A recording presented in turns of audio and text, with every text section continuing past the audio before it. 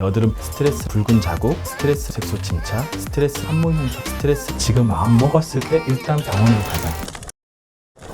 오늘은 여드름 붉은 자국, 또 색소 침착, 그리고 함몰 흉터의 치료에 대해서 보다 구체적으로 알아보는 시간 가져보도록 하겠습니다.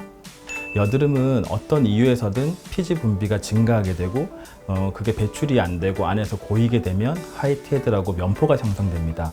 그리고 세균이 들어가서 염증성 여드름이 생기게 되고 그게 가라앉으면서 우리가 겁이 나는 붉은 자국이나 색소 침착, 그리고 더 심하게 되면 함몰 흉터가 발생합니다.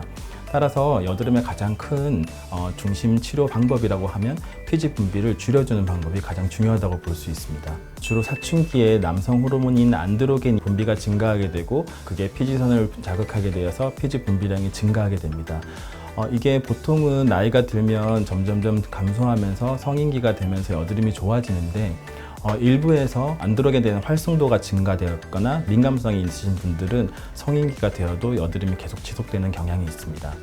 성인 여드름의 경우에는 환경적, 생활 습관적인 부분도 굉장히 중요한데요. 스트레스라든지 수면 부족, 음식 같은 경우에도 피지 분비를 증가시킨다고 보고되고 있습니다. 스트레스 같은 경우에는 콜티졸이라는 호르몬이 증가하게 되고 이 호르몬이 피지 분비를 증가한다고 되어 있고요. 음식 같은 경우에는 당이 많은 제품, 그리고 유제품이라든지 우유 같은 것들이 IGF-1이라는 물질을 많이 증가시켜서 또 피지 분비를 증가하게 되어 있습니다. 요즘에는 사춘기가 빨라지면서 4, 5학년 초등학생들도 벌써 여드름 치료를 하러 오는데요. 보통 이마나 뺨, 코 주위에 많은 면포들이 생기는 경우를 흔히 볼 수 있습니다. 이렇게 면포가 있을 때 가볍게 압출을 해주면서 관리를 해주는 게 가장 중요하겠고, 세균이 감염되면서 염증이 발생하면 이게 나중에 붉은 자국이나 심하면 함몰 흉터가 생길 수 있으니까 좀 더 빨리 치료를 하는 것이 중요하다고 볼 수 있습니다. 여드름의 경우 무리하게 압출을 시도하게 되면은 면포들이 나오지 않고 오히려 염증이 생기는 경우가 있으니 자주 만지지 않는 것들이 중요하겠고요. 특히 여성분들 같은 경우에 화장을 할 때 깨끗하게 지우는 것이 가장 중요하겠습니다. 브러쉬나 그 쿠션 자체에 세균 감염들이 있을 수 있어서 여드름이 심한 경우에는 그런 화장법들은 좀 피해 주시고, 세안의 경우에도 민감성 피부로 진행할 수 있으니 가볍게 세안을 해주시면서 민감성 피부 세안제로 세안을 해주시는 것이 중요하겠습니다. 또 화장품을 쓸 때도 논 코메도제닉이라고 여드름이 생기지 않는 화장품이라든지 오일이 들어있지 않은 오일 프리 제품을 써주시는 것들이 여드름의 발생을 좀 억제하는 데 도움이 될 수 있습니다. 여드름은 피지 분비가 늘어나는 것에서부터 시작됩니다. 그래서 피지를 줄여주는 게 가장 큰 관건인데요. 피부과에 오시면 가벼운 스케일링 통해서 모공을 열어주고 안에 있는 고여있는 피지들을 많이 배출시키면서 유수분 밸런스를 맞춰주기 때문에 그런 관리들을 추천드리고요. 또 일부 드물게는 여드름이 면포가 아닌 염증성 여드름, 더 심하게는 화농성 여드름들끼리 트랙을 만들어서 음계성 여드름으로 심하게 진행되는 경우가 있습니다. 그런 경우에는 필요한 경우 피지 분비 억제제라는 약을 써서 안에서 피지를 말려주는 것도 여드름 치료에 가장 큰 도움이 될 수 있습니다. 기본적인 압출도 중요하지만 염증이 크게 발생해서 또 붉은 자국이 착색으로 당연하게 진행될 수 있지만 그 부위에 파인 자국이 진행되는 경우가 있어요. 파인 자국은 한번 만들어지면 영구적으로 가게 되고 이걸 치료하기 위해서 많은 노력과 고통과 시간과 돈이 들기 때문에 진행하기 전에 조금 더 조기에 치료하는 것이 좋습니다. 그래서 그렇게 치료하기 위해서 보통 추천드리는 거는 브이빔 퍼펙타라는 혈관 레이저, 그리고 레이저 토닝 같은 레이저들이 물론 붉은 자국을 정리하고 색소 침착을 정리하는 데 도움을 주지만 안에 콜라겐을 많이 생성해 주거나 성장인자를 만들어서 파인 흉터가 더 진행되는 것을 미연에 방지할 수 있는 효과도 있기 때문에 적극적인 치료를 추천드립니다. 여드름은 크게 나눠서 붉은 자국, 색소 침착, 함몰 흉터로 나눌 수 있는데요. 붉은 자국이나 색소 침착 같은 경우에는 사실 흉터는 아니에요. 이것은 그냥 여드름이 생기고 나서 생기는 자연스러운 자국인데요. 자국 또한 치료가 필요합니다. 왜냐하면 붉은 자국이 많이 남아있고 여드름이 없더라도 이게 여드름처럼 보여요. 그래서 붉은 자국 같은 경우에는 조금 더 치료가 필요하겠죠. 붉은 자국의 경우에는 브이빔 퍼펙타라는 혈관 레이저를 주로 씁니다.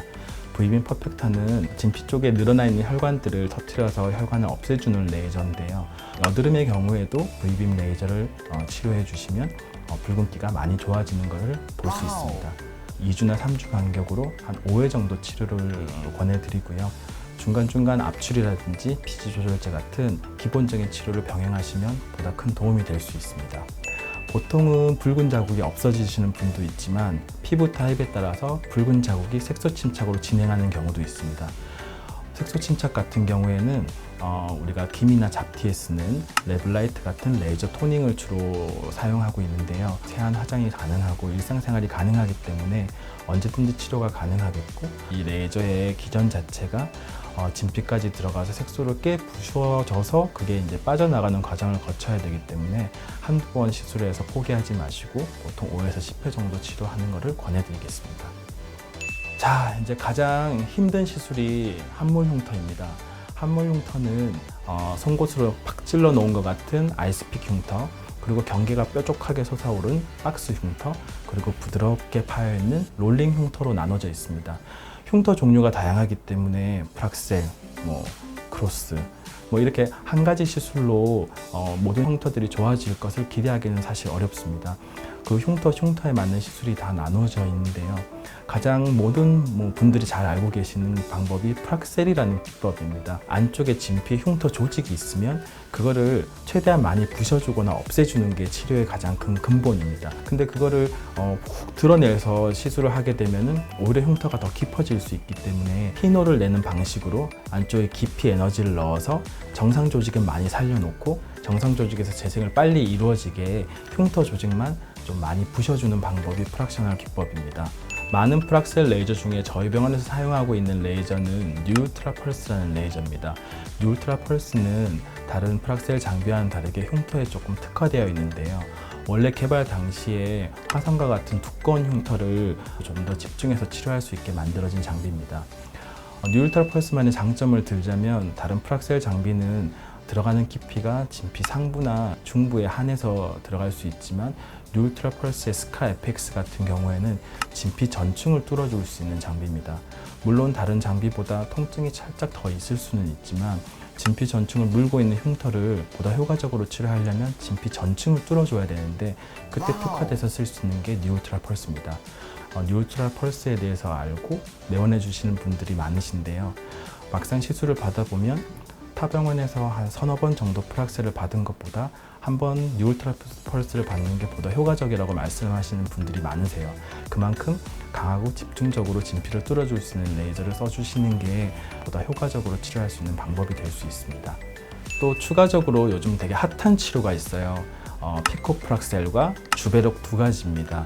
피코 프락셀은 보통 피코라는 장비가 기미랑 잡티를 치료하는 큐스위치 1064 나노미터 파장의 토닝 레이저예요. 근데 거기에 MLA라는 진피층에 좀 더 국한해서 에너지를 발생할 수 있는 팁과 핸드피스가 있습니다. 그 핸드피스의 경우에는 이전에 말씀드렸던 뉴울트라 펄스 같은 프락셀 장비와는 다르게 표피층은 깨끗하게 보호해주면서 진피에 보다 많은 에너지를 넣을 수 있기 때문에 최근에는 직장 생활을 하거나 표시가 나는 것을 좀 꺼려 하시는 분들은 피코 프락셀을 보다 추천드리고 있습니다. 피코 프락셀의 경우에는 그래도 프락셀만큼의 강한 효과는 기대하기 어렵습니다. 그렇지만 기존에 했던 에어젯 같은 서브시전 기법으로 들어가는 그런 장비보다는 오히려 좀 더 진피에 국한해서 들어갈 수 있다는 장점이 있더라고요. 피부도 많이 매끈해지고 모공도 좋아지고 또 부수적으로 색소 침착도 좀 좋아지기 때문에 환자들이 레이저를 받고 났을 때 느끼는 만족감은 확실히 다른 레이저보다는 좋은 것 같아요. 자, 마지막으로 주베룩입니다. 주베룩은 진피에 주사를 해서 콜라겐을 많이 생성해서 흉터를 조금 더 띄워주고 흉터를 좀 더 부드럽게 해주는 시술입니다. 주베룩의 경우에는 스컬트라와는 다르게 입자를 아주 작게 만들었어요. 그래서 진피층에 보다 부담 없이 이제 시술이 가능해졌고 특별한 엠보싱 같은 부작용 없이 환자들의 흉터를 끌어올리는데 큰 도움이 되고 있습니다. 주베룩 같은 경우에는 시술 후에 그 다음 날만 되어도 표시가 거의 나지 않고 세안과 화장이 바로 가능하기 때문에 일상생활을 하시면서도 치료가 가능한 시술 방법입니다. 지금도 집에서 어디가 여드름 관리를 잘한다, 어디가 무슨 레이저로 치료를 하고 있다 검색들 하고 계실 텐데요. 검색보다 더 중요한 게 진단입니다. 최대한 빨리 진단을 잘하는 피부과를 방문해서 내 피부 상태가 어떤지를 진단을 받고 어떤 레이저를 내가 해야지하고 마음먹고 가는 게 아니고 상담을 통해서 나한테 맞는 시술을 권유받고 집중해서 치료를 하다 보면 나중에 더 치료하기 어려운 상태까지 가기 전에 미리 치료를 할 수 있지 않을까 생각합니다. 그래서 여드름은 지금 마음 먹었을 때 일단 병원으로 가자. 이걸 추천드리겠습니다.